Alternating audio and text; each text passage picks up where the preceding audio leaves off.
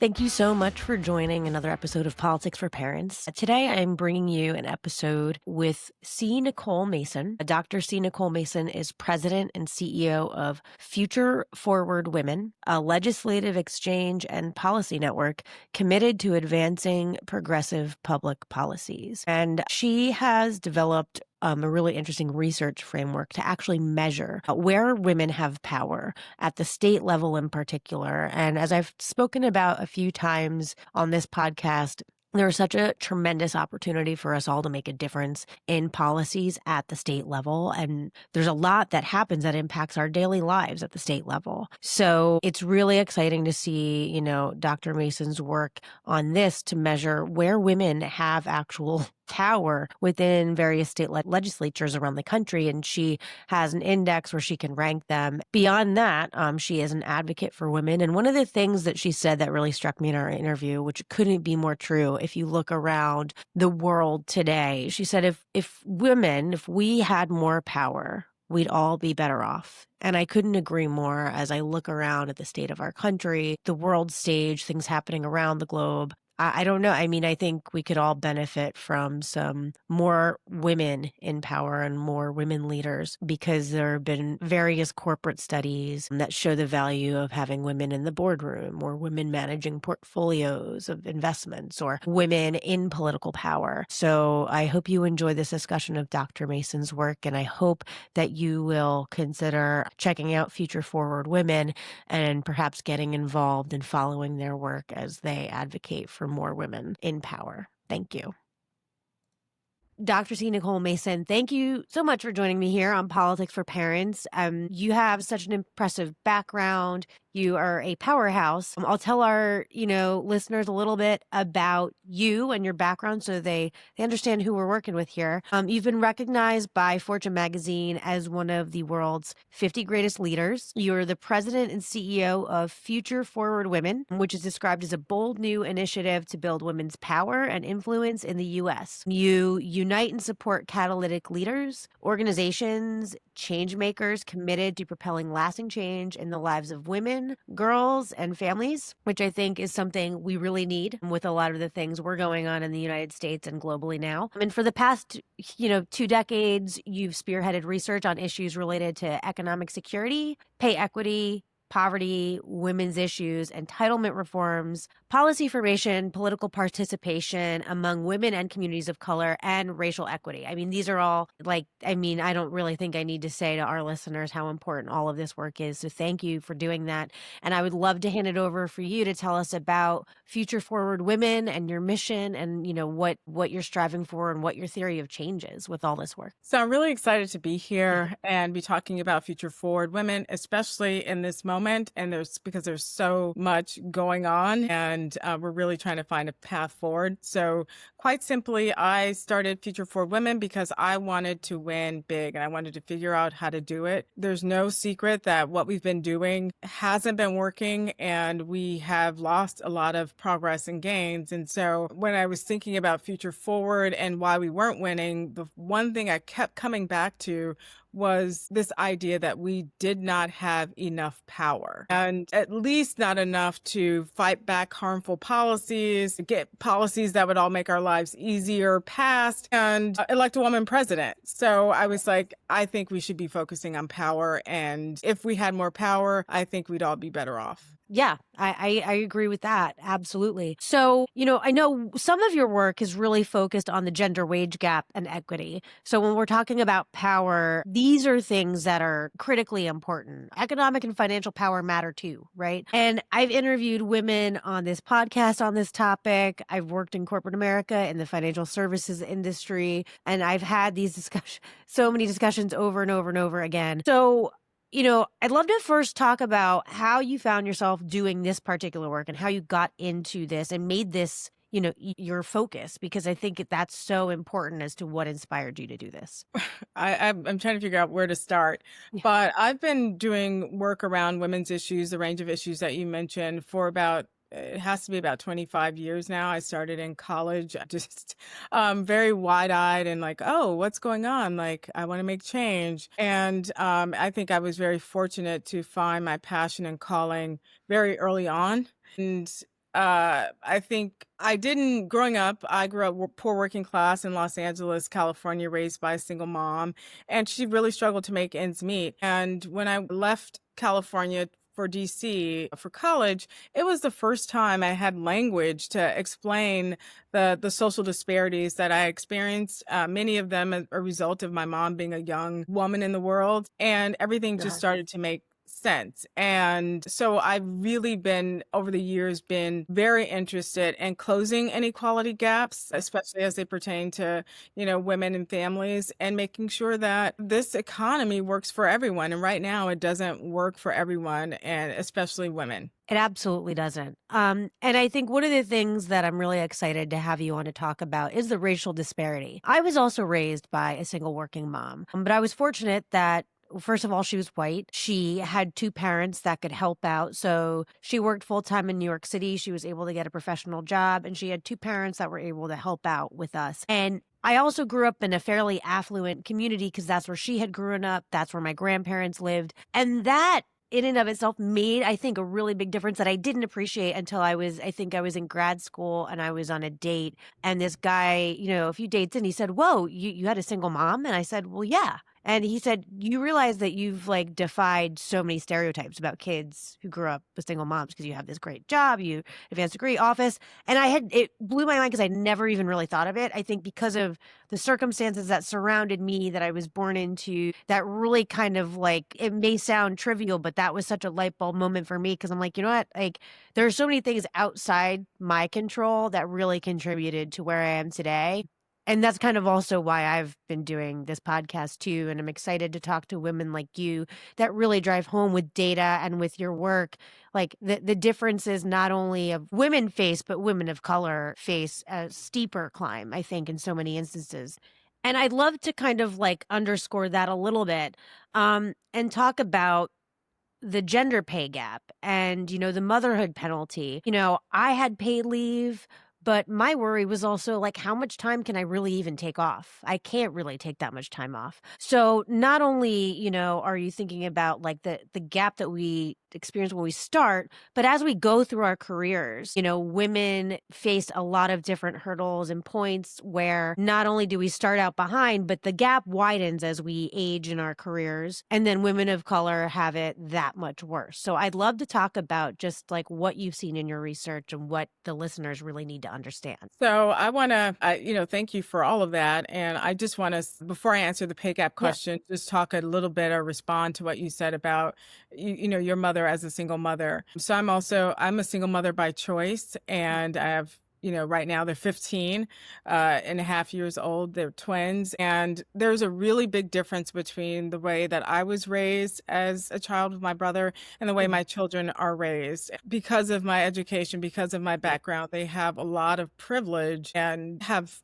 had a really great life as a result of what I've been able to accomplish over the Yeah. years. And so what that tells me when we think about single moms and what they need to be able to provide for their children, it's resources. It's living in a really connected community that has great schools, community supports, and resources. Yeah. So it's not so much about whether or not a mother doesn't have a partner. It's about the resources that we provide for her so that she can take care of her family. And I think your story and my story are really Thank great you. examples of that.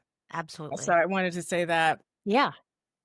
And in terms of the pay gap, well, what's true about the pay gap is that women can lose up to $1 million over their career to the pay gap. And, we don't see it. We feel like, okay, well, it's money I never knew I had. But the truth of the matter is especially for women who are more likely to have high student loan debt, are responsible for families. Many women are the primary breadwinners in their families. And so what that means is that women have to delay critical milestones. It takes them longer to pay off debt, Yeah. to buy a home, and they have difficulties taking care of their families. And when we look at women of color, we know the pay gap is even steeper. So it's, 64 cents for Black women, 50 some odd cents for Latina women, and, on and on. Yeah. And so There's so much work to do. And, what was really alarming last year related to the pay gap is that it actually widened last year. Yeah. So we're really just talking pennies here. So the pay gap has only closed about 20 cents in the last 50 years. And so what that tells me is that we could be doing more to accelerate the closing of that gap, and we're just not able to do it. And it's going to become even harder now, given what's happening with the current administration and stripping away rights, and also making it harder for women to make EEOC claims or go to the Equal Employment Opportunity Commission when they feel like they've been discriminated against in terms of their pay. Yeah, and it was hard before. So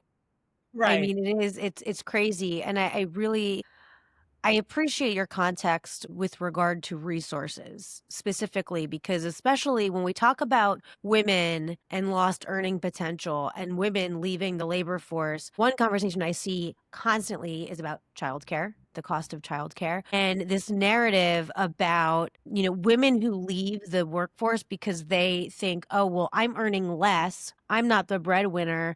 And also my job doesn't cover the cost of childcare. So therefore I should be the one to bow out, which Nicole, I have to say that this really, chaps my hide. I don't know what that makes me sound like. An old lady, a country lady, I don't know. But it really makes me upset because the truth of the matter is that it's a constrained choice. It's not really a choice. The system is not set up for working mothers. So you're forced to leave the workforce. If we had the right resources and the proper structures in our workplace and we still didn't operate like it was 90s where there's a man breadwinner and a woman is yeah. staying at home, that's not the case. Most women are in the workforce. Most women are providing significant resources for their family. And we just haven't, our reality hasn't caught up to that, to that reality. Sorry, my dogs.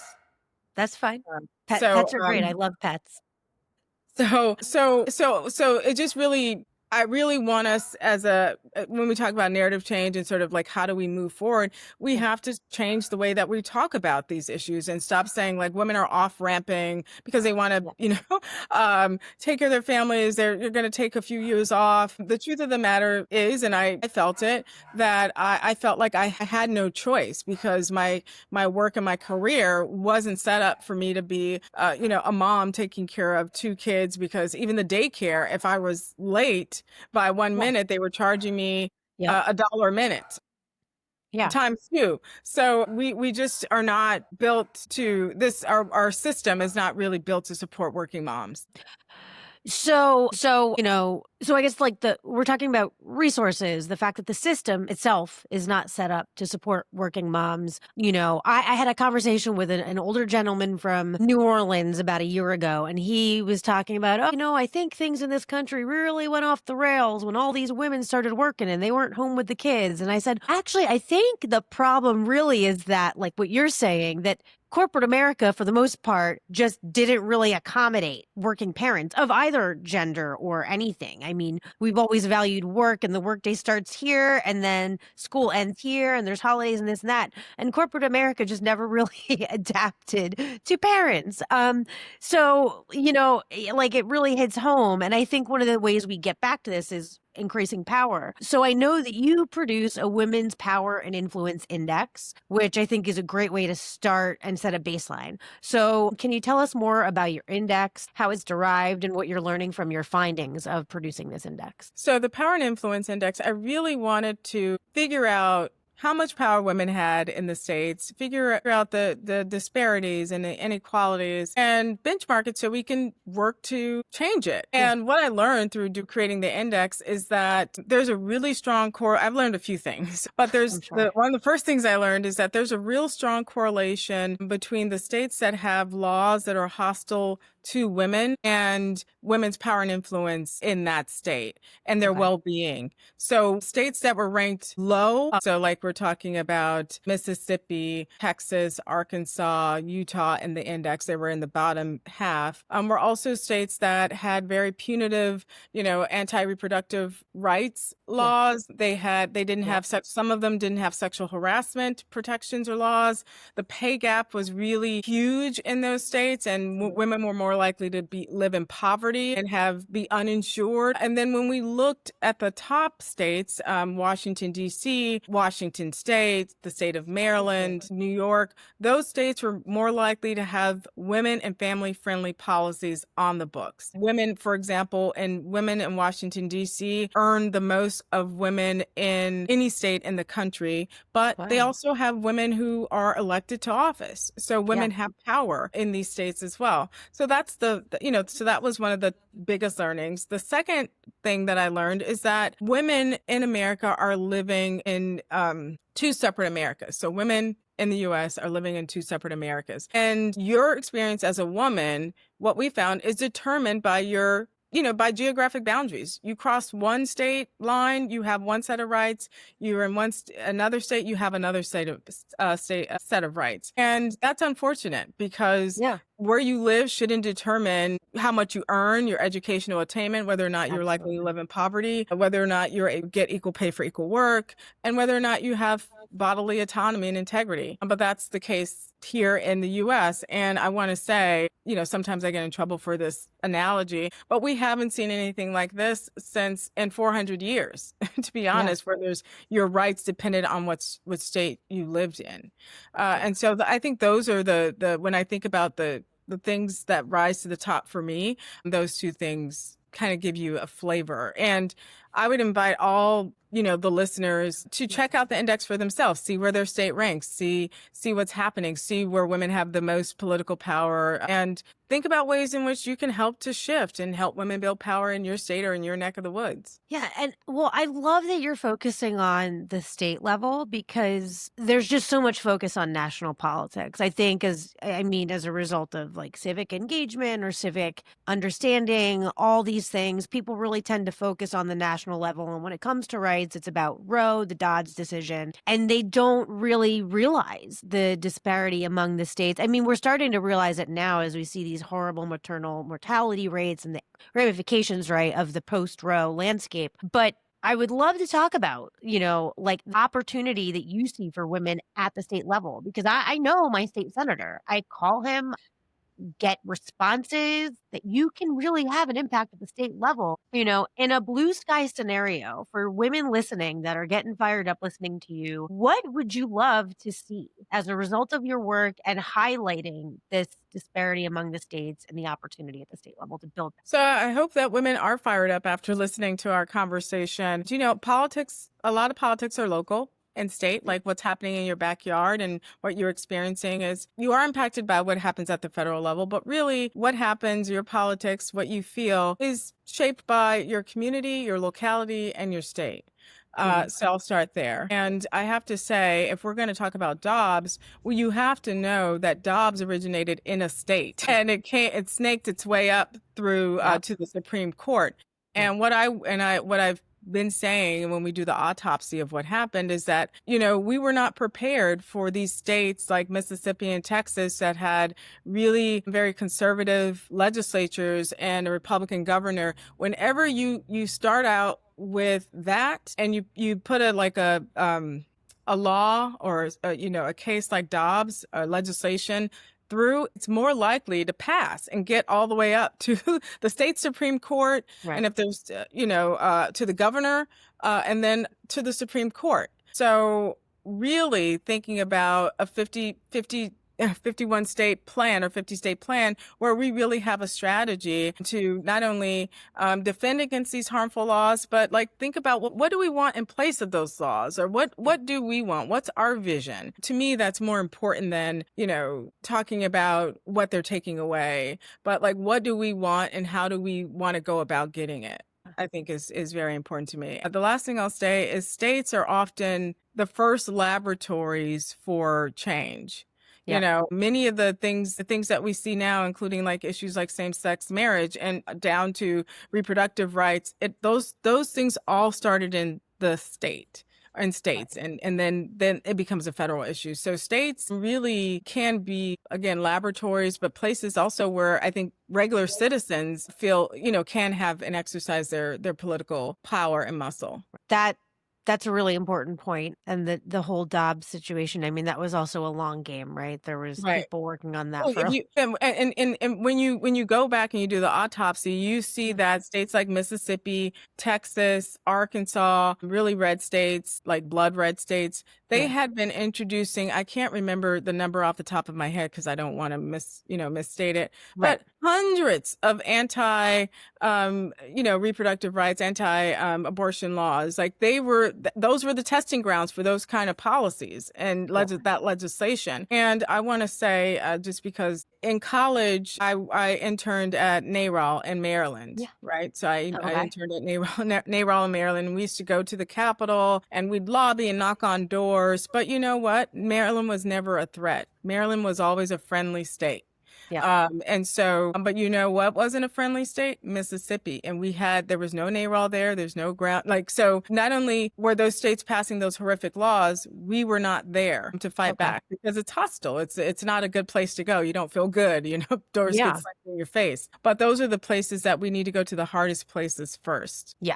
Um, that's a really important point, and there's a lot to be ticked off about. There's a lot to rage against. I'd love to get a sense from you, like what are you finding inspiring in your work and in your research? Are you finding wins? Are you finding case studies we may want to model or look to when we feel like this is just like such a mess? Like, how do we even get started? I mean, what advice would you have in that realm, or green shoots, if you will, if you see any? Green shoots, green shoots. So I'm actually thinking that this moment of crisis is actually really a moment of opportunity for us. It's an opportunity for us to reset and to put forth a bold vision and think about what it is that we really want in all areas. Like, what kind of society do we want to live in? It's really become, I think, since I would trace it back to 2016, this very me, very individualistic, very my tribe, my way sort of thing, and protectionism of like,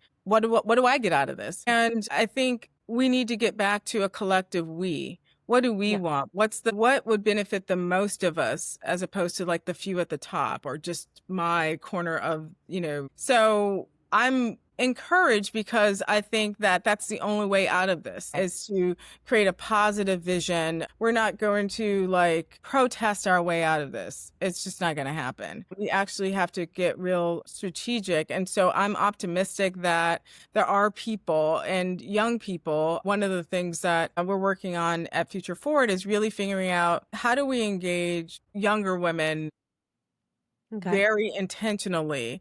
And because Nicole, I'm going on a little tangent here, No, but the go truth for of the it. matter is that like there are only about 28% of women, 28 to 30% of women who are progressive, think like we do, or like are have, care about the issues that we care about, and you can't win with 28%. You just Yeah, can't. You need at least 50. You just can't win. So what that tells me is that we have a lot of work to do to bring people into this work and these yeah, conversations. And I'm not talking about like you don't have to have a career. Like this is my career. yeah, I'm talking about regular everyday women who want the best for their daughters, want the best for their families, and want the best for themselves. Those are the women that we need to be, engaging. And it's not about, red or blue. It's just about like, what do we want? What are our yeah. values? Are we aligned? I think that's what's giving me optimism because I do think that there are more people who believe and have the same shared values and are in alignment, and we just need to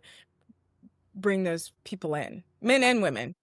Yes. And I'm so glad that you kind of hit on the point that you don't have to make this your career. And that's kind of why I started this project. I mean, I run my own business that has absolutely nothing to do with politics. I don't really ever want to run. I don't think I'd be very good at it, but I care a lot. And I have so many friends and people in my life that are busy parents that like our values are aligned. They just don't know where to start. I don't know if it's just the process isn't inviting. They don't know how to engage. So, I do know some amazing women. One of my friends, had on the podcast recently is running for office. She's running for our state legislature. So by all means, if you're listening to this and you're inspired to run, do it. But what else would you tell, busy parents that are just like, they're frustrated and they don't really know what to do, but what you're saying right now really resonates with them. And if they have just like a little bit of time they can carve out to get involved, like how would you advise people start to like work and take collective action towards this world that we'd like to create? So I think that there's some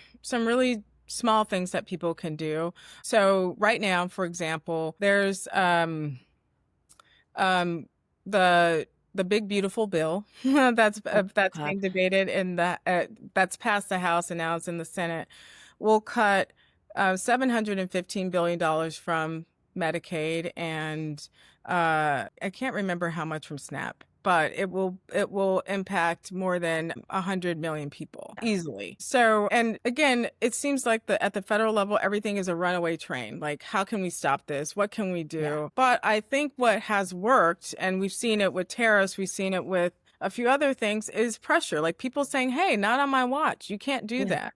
Yeah. You don't have to show up to a protest or you don't have to show up to a town hall, but you can. You can call. I'm not calling your congressperson is not my first thing to ever say to somebody because that just feels like lazy. But, we're all on social media. You can at someone and say, hey, don't take away, Medicare for 50 million families and I think we just need that level of engagement that seems like, well, will this make a difference? I think if we were all doing it and people Yeah. knew that, we were all paying attention, I think that would go a long way. And to your point about we're busy, everybody's working, like especially in this moment, trying to figure out like how we're going to survive. And so one of the things I'd like to tell people to do is like talk to someone, Yeah. talk to someone who maybe like focused on something else. They're busy or they're like, watching the P. Diddy trial. I don't know, doing, doing something like whatever and say, hey, did you know that like this is going on? And they might say Yeah. no.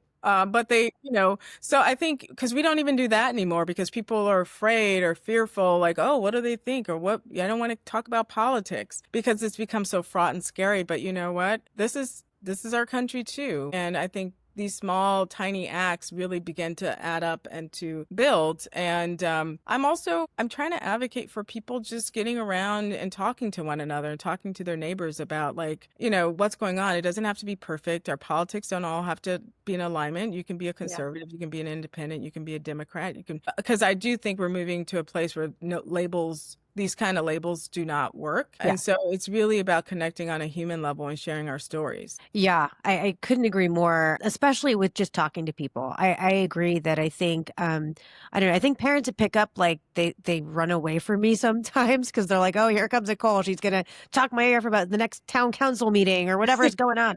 But I do like if people lament to me and complain about, oh, well, the cost of daycare is so high or school calendar and this and that. I'm like, there's things we can do about this, right? Like if you're not happy about like the tariffs or whatever, find out who owns that issue and call them or just get involved and talk to other people. And I will say, I live in an area, New Jersey's considered very blue, but we're pretty purple. And I live in a fairly red area.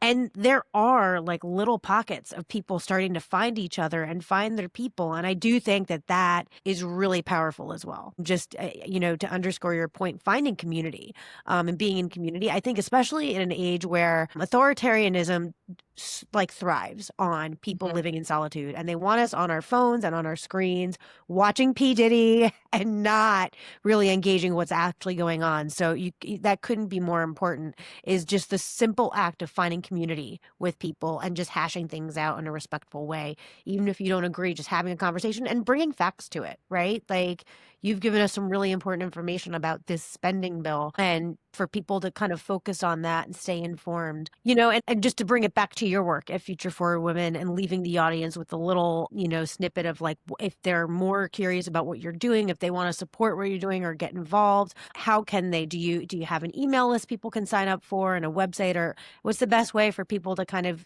learn more and stay on your radar so they know what you're up to? So I would really, so Future Forward Women is new. Like I said, I've been doing this work for 25 years now. And so this is really, I believe in this lifetime we can make really big change. And so there is a need for everyone to join, to sign up, to be a part, to do their part, to tell their story to us. And, we want to hear your ideas about, like, what do you want? Like, how do you think we can build women's power and influence? How do we make it better for the next generation of young women and boys, Yeah.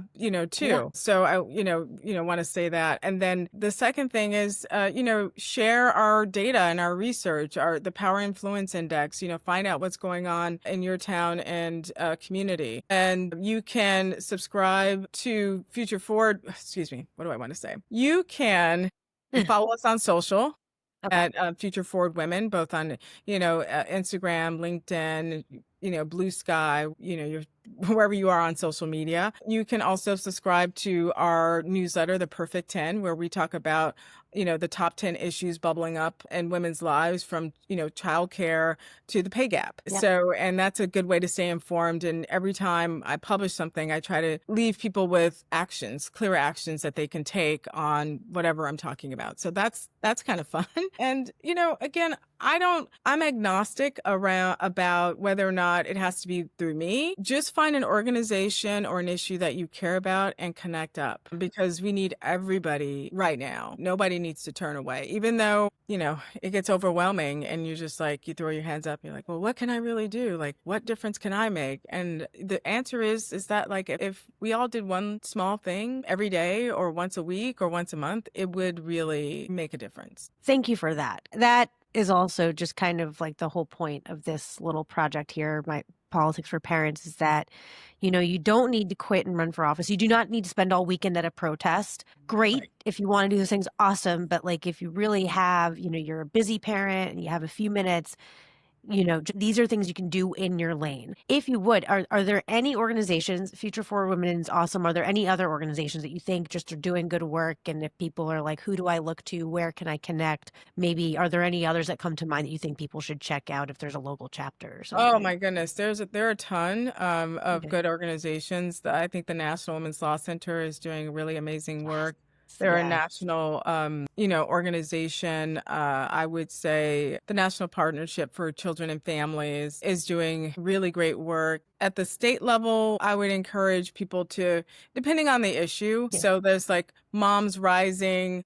Yes. We have affiliates all over the country. So Yeah. that's a good way for, for moms and families to connect up, because they are really focused on winning women and family friendly policies. But there's Yeah. so many, organizations that are doing good work that could use your support right now and your engagement, because this moment, we're in a very crisis moment, and what we do today will determine our future. I mean, it's really quite Yeah. simple. Like, there is a dotted line to, like, what we do today and what kind of future we leave for our children. And even if you don't have children, your nieces, your nephews, just Yeah. all of us. Yeah. Well, I mean, that's an important point to kind of end on. It matters. This is kind of like table stakes right here. So thank you so much for your suggestions, for your work, for your vision, everything. This is really great. And I definitely do encourage everyone to check out the Women in Power Index and the research that you have on your website,